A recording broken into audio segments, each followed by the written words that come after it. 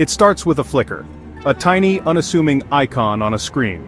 A notification you've seen 1,000 times before, one you usually swipe away without a second thought. But this one was different. This one had a ghost in its machine.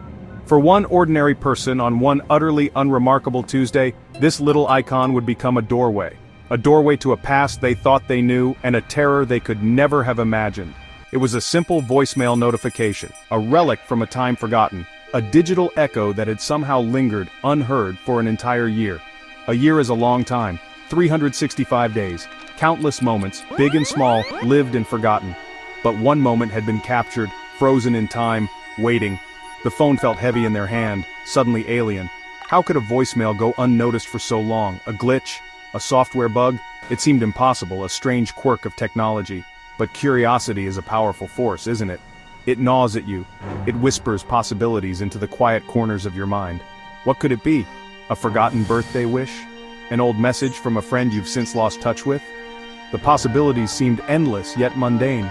There was no sense of dread yet. Not at first, it was just a puzzle. A small digital oddity in an otherwise predictable day. A mystery begging to be solved with the simple press of a button. So they pressed play. A decision made in an instant. A simple action, reflexive and thoughtless. But some decisions, even the small ones, can change everything. They can unravel the very fabric of your reality. As the familiar beep of the voicemail system sounded, the world outside seemed to fade away. The hum of the refrigerator, the distant traffic, the ticking of a clock on the wall. It all dissolved into a silent, expectant hush. The air grew thick, heavy. A strange stillness settled over the room, a premonition perhaps that what was about to be heard could never be unheard. The past was about to speak, and it had been waiting a very long time. And then, a sound. A faint crackle of static, like a radio searching for a station that no longer exists. It was the sound of distance, of time itself stretching and compressing. The digital ghost was clearing its throat. In that split second, that pause between the beep and the message, a flicker of unease began to stir. Why did this feel so important? Why did the silence feel so loud? It was just a voicemail, an old, forgotten message. But as the first sound began to emerge from the static, a chilling realization dawned. This was no ordinary message. This was a warning. A message sent across time from a moment of pure, unadulterated terror. The voice that emerged from the phone's tiny speaker was disturbingly familiar. It was their own. There was no mistaking the cadence, the tone, the unique rhythm of their own speech. But it was wrong. It was a version of their voice they had never heard before. It was thin, strained, and stripped of all warmth. It was the sound of a voice pushed to its absolute limit, frayed at the edges by a fear so profound it was almost primal. It wasn't speaking, it was whispering, a frantic, desperate whisper, as if any louder sound would bring a monster down upon them. A whisper that carried the weight of a life on the line. The first words were almost lost in the static, a jumble of panicked sounds. Instructions. They were instructions, spoken in short, sharp bursts. "Don't go back," the voice hissed. "The key, under the mat. It's not safe." Each word was a shard of glass, sharp and dangerous. It was a message from themselves, to themselves, a warning from the past about a danger that was, presumably, long over. But the fear in that voice felt fresh. It felt immediate. It was a year old, yet it felt like it was happening right now, in this very room. The past wasn't just speaking, it was screaming. Listening was a disorienting experience, like looking in a mirror and seeing a stranger stare back. A stranger who was terrified. Who was this person whispering from the past? What had happened to them? What had happened to you a year ago that could provoke such a reaction? The mind raced, trying to connect the dots, to find a memory, any memory that could explain this, but there was nothing. A total blank. The year before seemed normal in hindsight. No great traumas, no life or death situations. Or so they thought. This voicemail suggested a different story entirely. A secret history, hidden just beneath the surface of memory. The message wasn't just their own voice. There were other sounds, faint at first, but growing clearer. They were sounds from the background of the call, sounds that painted a chaotic and terrifying picture. It was the soundtrack to a nightmare. The whisper continued, a desperate thread of instruction weaving through the noise, but the sounds behind it were telling their own story. And it was a story of violence, of chaos, of a world turned upside down. The voice on the phone was in the middle of a storm, and the recording had captured every horrifying second of it. This wasn't just a message, it was a scene, a crime scene. Then came the screaming. It wasn't one voice, but many. High-pitched, ragged screams of pure panic. They ripped through the recording, sharp and sudden, drowning out the whispered instructions for a moment. It was the sound of people in pain, of people facing something unspeakable. The sound was distant enough to be in the background, but close enough to be terrifyingly real. Whose screams were they?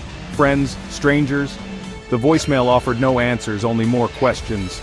The chilling chorus of terror added a new, horrifying layer to the mystery.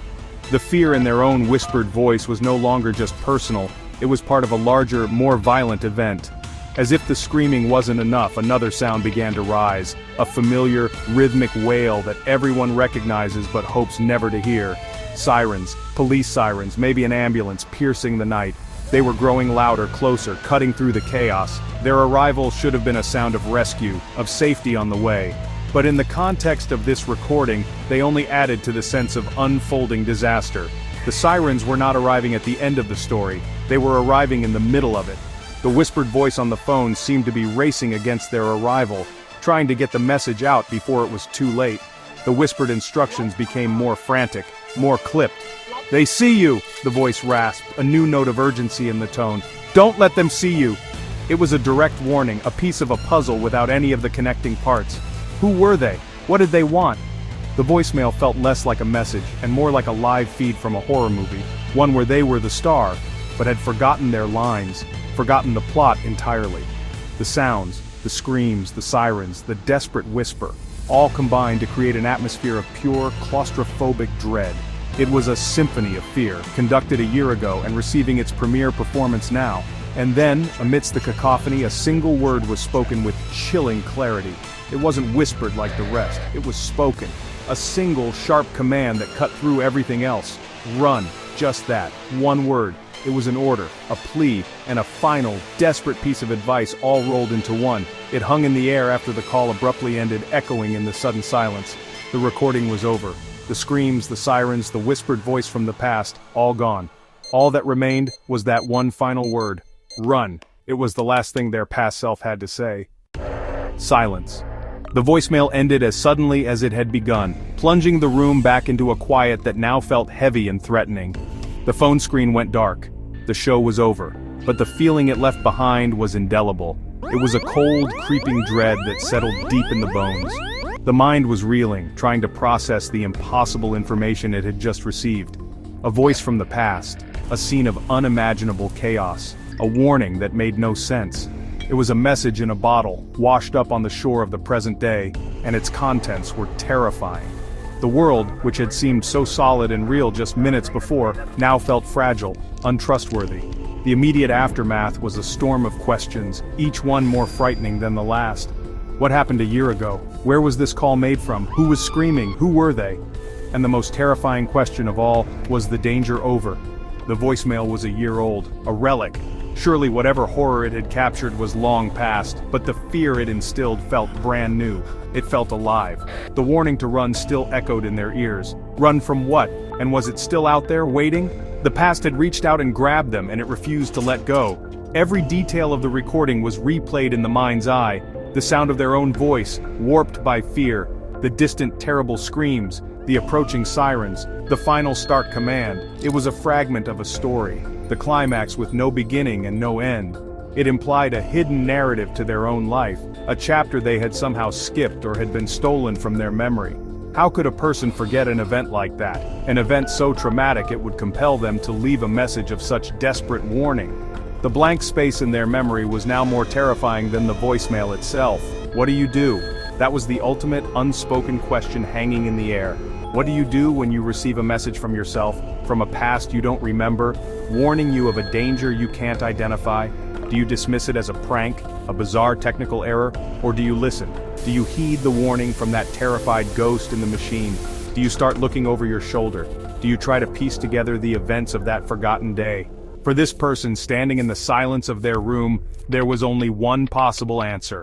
They had to know. They had to find out what happened. They had to uncover the truth behind the voicemail they were never supposed to hear. To understand the terror of the voicemail, you have to understand Alex. To his friends, family, and colleagues, Alex was the definition of ordinary. 28, a graphic designer, living a quiet life. His life was a calm, placid lake, and that's what makes this story so terrifying. The voicemail contradicted his very identity. Hearing his own voice twisted by such primal fear was like seeing a distorted reflection. Who was that man? Alex was forced to become a detective in his own life.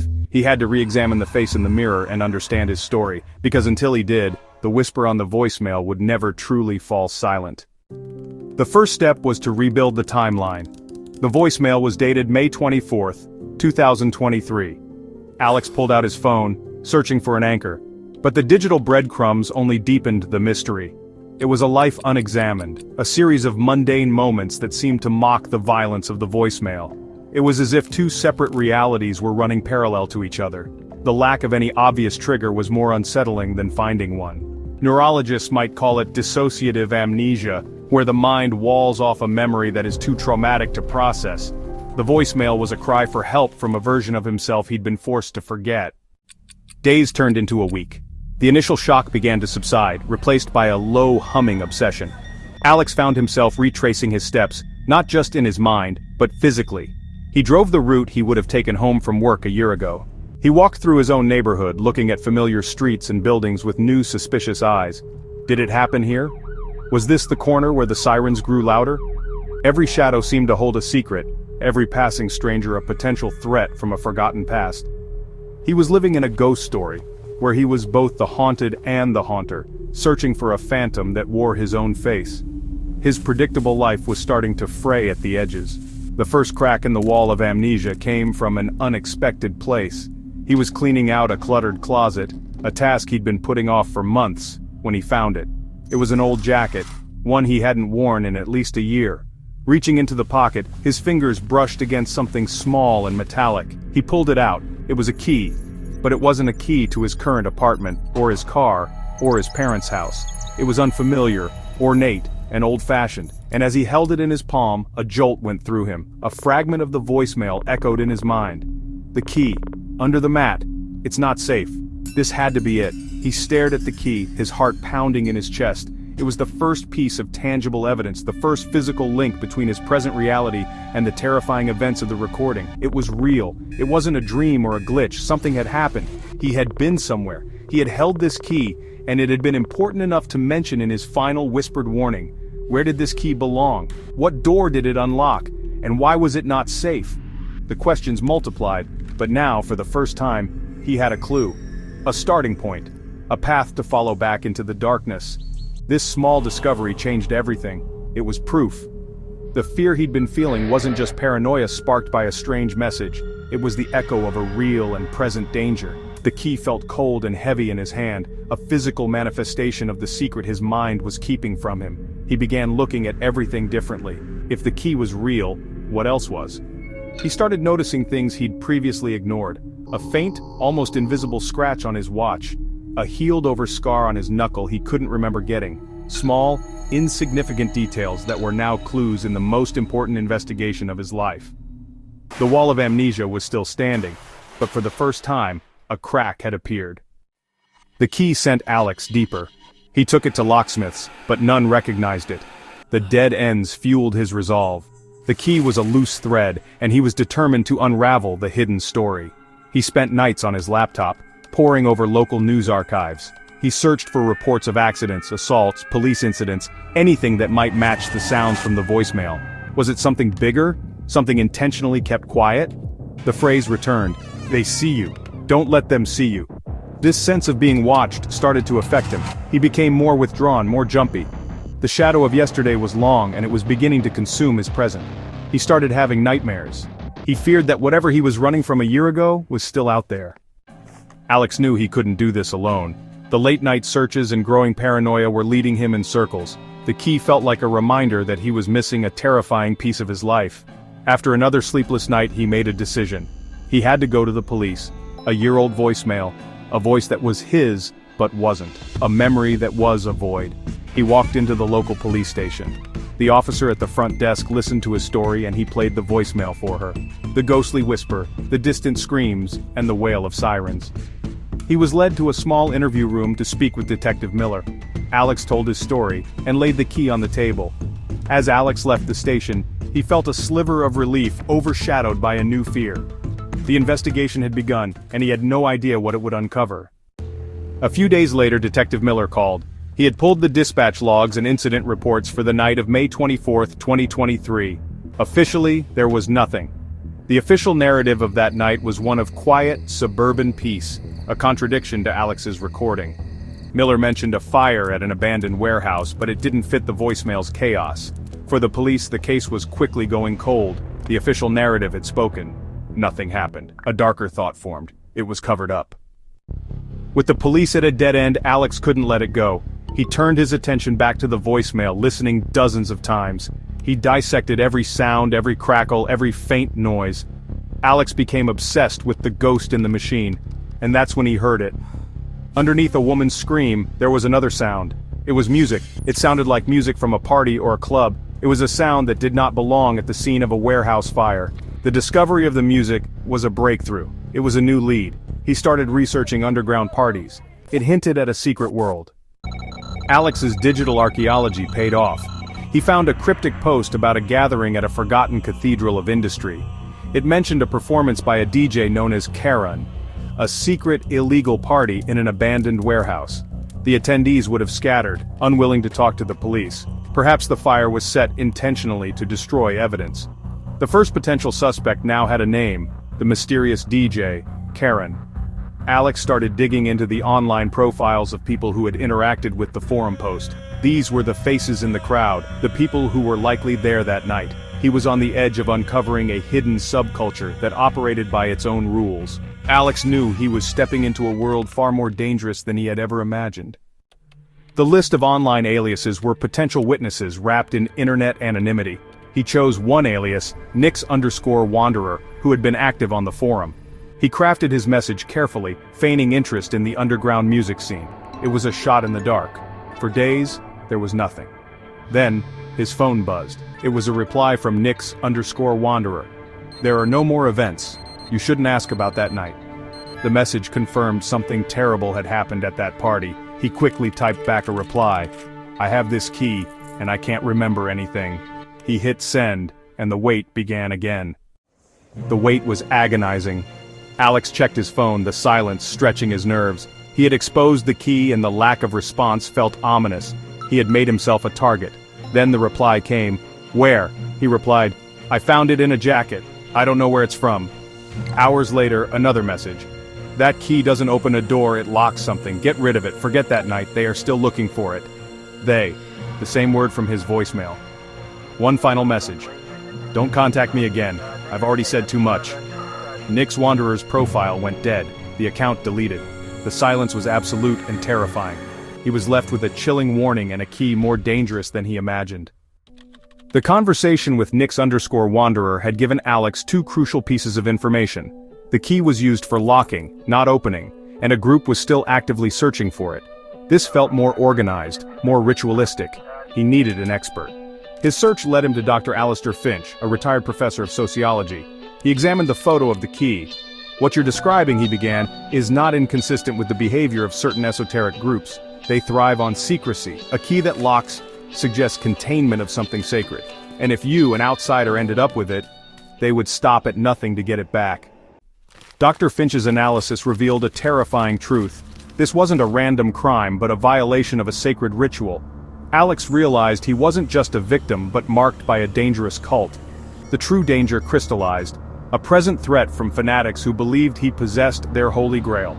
The professor warned, you're dealing with true believers who operate on a different plane of logic. He suggested the warehouse fire was arson, a deliberate act to destroy evidence. Alex understood his past terror. He hadn't just witnessed something, he had interrupted it. The key was a symbol of transgression, a beacon for danger. The investigation was no longer about peace of mind but survival. Pushing forward meant he was no longer the hunter, but the hunted. Dr. Finch's warning weighed heavily on Alex. Hunted by fanatics, he saw threats everywhere. Nightmares offered no escape. His amnesia was cracking, letting trauma seep through. Then, a memory. Washing dishes, a floral scent triggered a sensory flash. Damp earth, rust, sweet incense. Red light pulsed with a heavy beat. Disorientation pushed by a crowd moving as one. A real fragment, the first piece of the puzzle. He knew it was from the warehouse party. He had been there. He pierced the veil of forgetting. If he could remember one thing, he could remember more. The clues were inside his head. He needed to find the triggers, recreate the environment. He had to remember that night.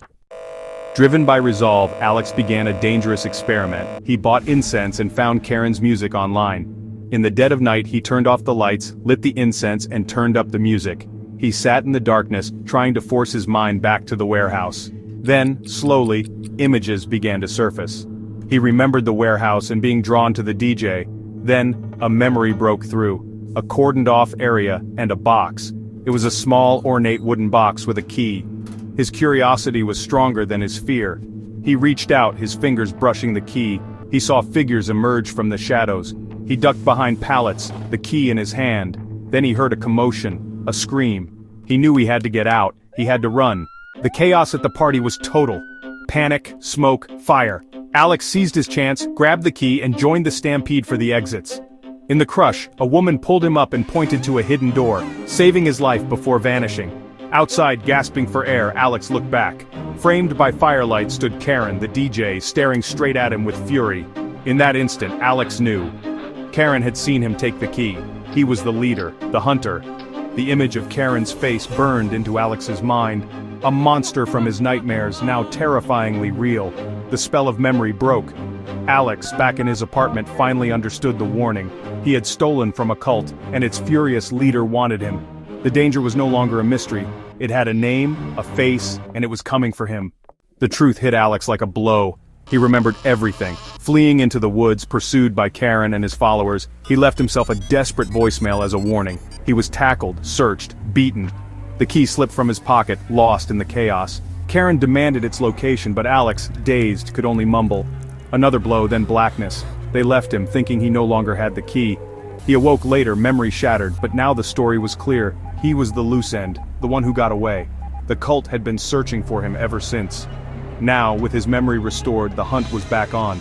The climax wasn't relief. It was pure, undiluted fear. They knew he remembered. Memory brought no peace, only terror. Alex now knew the cult, their leader, and what they wanted, the key hidden in his apartment. His investigation had exposed him. The amnesia that protected him was gone. Alone, dismissed by police, abandoned by allies, he was utterly vulnerable. The story's resolution was no ending, just a new chapter of dread. Every sound in his apartment became a threat. The warning from his past was now a present danger. He was trapped, hunted, and the monster was no longer faceless. The circle was complete. He knew the truth, and the truth was coming for him. The voicemail's legacy was not closure, but a life shattered. Alex, once ordinary, now lived in constant fear, isolated by knowledge no one else could believe. The cult's shadow loomed, organized, relentless, and invisible. Safety was an illusion, stripped away by a single message. His story is a warning. The greatest dangers are those we're forced to forget. The cult remains, their secrets intact, their hunt unending. The truth did not set Alex free. It imprisoned him in solitude and terror. We end where we began, with a phone, but the questions have changed. What will Alex do? Run, confront, or hide? There's no clean ending, only terrifying possibilities. His journey shows memory can be both shield and cage. The key is a promise of revelation, and damnation. The final question is not for Alex, but for you. If you heard your own voice warning you of a danger you can't remember, what would you do? Would you destroy the key and hide, or open the box and face the truth? The story leaves you with the most unsettling question of all. What would you risk to know the secret?